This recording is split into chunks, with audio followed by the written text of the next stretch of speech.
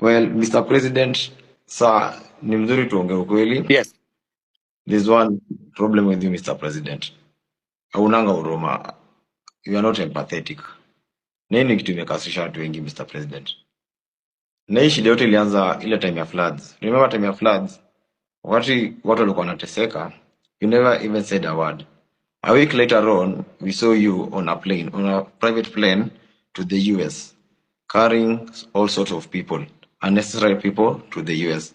Hapo ndo shida ikaanza. You never said a word.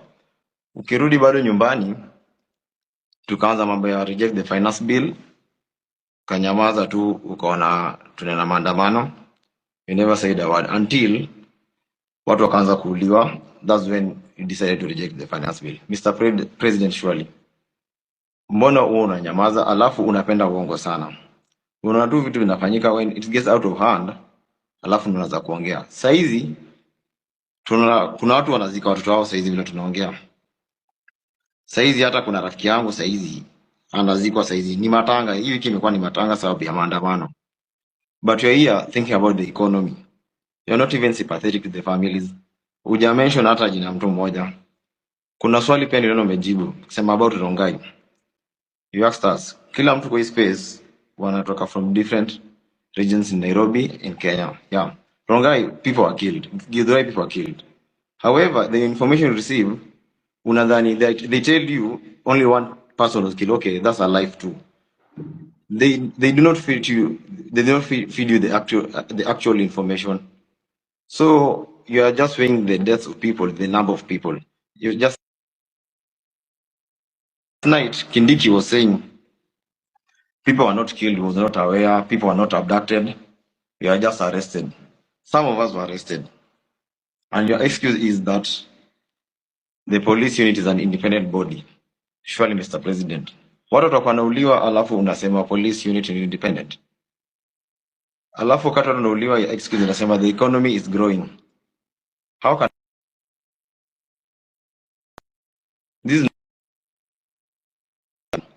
right now the country is mourning.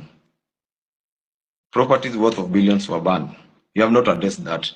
All you think about is the foreign policy and the economic status of the country, not about the livelihood of the common mananchi. Surely, Mr. President, we need you to be with you. Be empathetic. Your government should be empathetic. You should stop this issue of police brutality. That's what we want right now. Personally, the police came to my house at 3 a.m. They broke into my house. They refused to identify themselves, and that was it. We were abducted.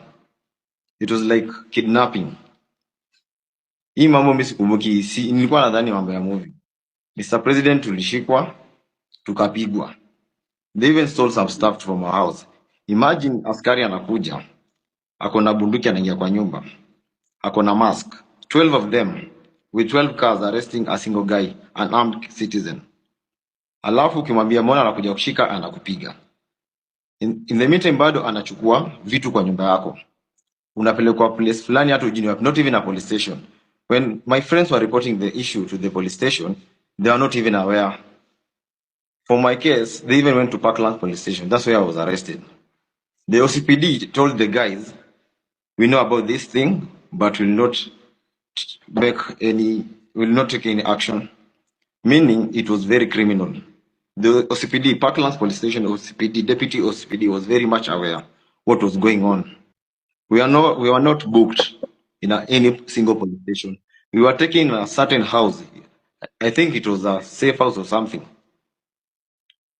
I was blindfolded. Some guys were blindfolded for like 12 hours. Surely, Mr. President, are we in a terrorist country? We just want you to answer that. Okay. This is why we're in this space. Thank you very much, my friend.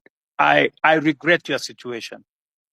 If that is the kind of treatment you have gone through, I apologize. And I will take action in this manner. No Kenya. And I made a commitment to the people of Kenya that there will be no extrajudicial killing. There will be no River Yala. There will be no, we used to have 20, 30 bodies in the Bayala. When I came into office, I said nothing of that is ever going to happen. And I want to promise the people of Kenya that that will not happen under my watch. However, I have had the kind of horror you have gone through. That is not right. What I will do after this engagement, I would like, I don't know, in a very secretive way, if you can send me the details of what happened, I will be able to take action, because you don't deserve the kind of treatment that you went through. Let me also say the following. You have talked about empathy. Maybe, people are born differently. Maybe we empathize in different ways. For the case of the floods, I even convened a whole cabinet meeting to just respond to that matter of floods. 3 cabinet meetings. My minister was on the ground. I was myself in Kiamaiko, in person. I came there in Kiamaiko. And for the first time, my brother, for the first time, normally when people are removed from places, they are brutalized. They are removed and nobody cares about where they go. Nobody cares about what happens to them. For the first time in the history of Kenya, I made sure that every Kenyan who was living in the riparian reserve was given money for alternative accommodation. We paid every Kenyan who left that place 10,000 shillings to be able to relocate away from the danger of the floods that were on the river. I mean, it was the best that I could do in that circumstance. And I promised them that under our housing program, because we now have their list, under our housing program, we are going to consider them the first beneficiaries of our social housing program. I made that commitment in public. If you ask our peers for housing, they already have the data on these Kenyans who were removed from the riparian reserve, who had to be relocated for their own safety. For your information, we lost many Kenyans who were sleeping there, but they were carried by the floods. And it was the best thing that I could do. I went there in person. My minister was there consistently. I had 3 different cabinet meetings to attend the issue. We committed close to 400 million to make sure that those Kenyans who were in that situation were attended to. Maybe it wasn't enough. Maybe I should have done more. Maybe then I should apologize for not doing more. But to the best of my ability, it is the first time the government of Kenya is providing money to relocate people who have been affected in situations like the one in the flood. We can't hear you. You're done. He's done. Omondi. Okay, one last question. One last question before I give somebody the mic. I'm seeing several questions flowing to me. It's also mine. I'm made to understand there's a bill on your table about the IBC reconstitution. I'm wondering how long should this be? Or rather question would be, was it a deliberate not to assign the bill so that when your people, the people that are guiding you, people that cannot listen to us, when you want to try to send them home, we cannot because there's no IBC commission that's in place. So what is about IBC? Because personally, I come from Nyanza, and my home MP is at Tandi. But if I was coming from Nairobi or somewhere and surrounding, the MPs that really need to go home, and the law that there is no IBC to be able to do this. Because they have been arrogant, playing catch. Parliament just passed the bill. It has found its way to my office. And I want to tell you, I will be expeditious. It will not go beyond Tuesday, and the bill will be signed and gazetted so that we can proceed with the process. I am just keeping it within the law. Thank you. Thank you.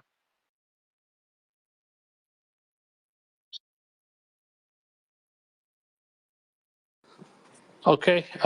Thank you, Mr. President. I think we can get another. I'm having issues with my phone. I don't know why. I mean, ifanyie ile kitu. So let's get. Hi guys, can you hear me? Osama, can you hear me? Yes, yes, we can hear you, Mila. So Proceed. mine is not. Guys have said all the things that guys would have to say. Mine is Mr. President. Probably, I think I should address you as Baba Charlene. Probably you will get where I'm coming from. And Can I have this, your name if you don't mind? Do you mind saying your name? But if you don't want, it's okay. my name is Mila. Mila. Okay, Mila. So on the eve of the guys who are protesting to the parliament, I'm a photographer and that's what I do. And the guy who was shot, he was shot right in front of me. And it's something that has been living with me in my head since that day. And it really pisses me off. Like, I'm really pissed off. Like, the day you addressed the nation on that Tuesday, no one was remorseful. Like there was no, like, it's like, I don't know. It's just like life life doesn't matter to you guys in the government. Okay, I'll give you that. Later you came and apologized, but still, people in your government walk to TV stations. It's like life don't matter. And that thing, it has been disturbing me because I saw the boy being killed. Even if you go back, you can go check Larry Madowo videos. He traced how the boy was. He was carrying nothing. Like literally, he was carrying nothing. I know you've spoken about this over and over, but my question is, and it's not even a question, mine is probably just go back and reflect. You are a father, you are a granddad. How would someone feel when the child is dead? I bet from where I stand, none of your government officials have even visited the families or reached out to the families from where I stand. Probably you guys just go back and reflect. Do we really matter as people who elected you? Like where do we stand? Where do we stand as young youths? Like the guy called Rex, he was a guy, basically, was a guy who was born in 2002. Now he's dead. How does the mother feel? And some of your officials work in TV stations, go on social media, and they're like, wanajipiga kifua, mtu anajipiga, and that someone was fucking, someone died. It's painful, Mr. President. And I'm talking this because I saw the boy dead. I even have the videos when the boy was shot. All I'm asking is let's have empathy. Someone just reaching out, huh? And to the families. That's all I'm saying. Guys, go back and reflect and just have empathy. And then this thing of guys kujipiga kifua, it doesn't make sense. Someone like Nyamu, like, why is he even there? That's all I have to say.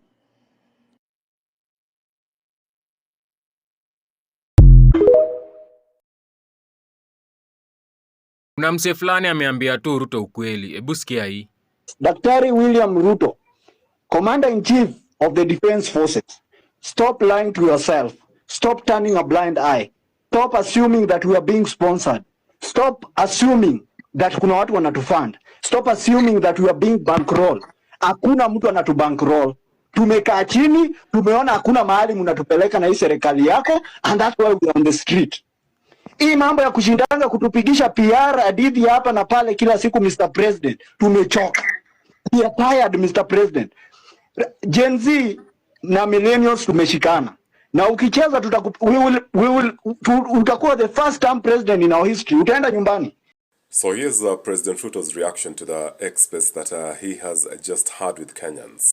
Listening to the feedback today on X, I think I have gone home with, I need to listen more. I need more empathy. And my administration needs more empathy. And I have heard you say loudly, more action.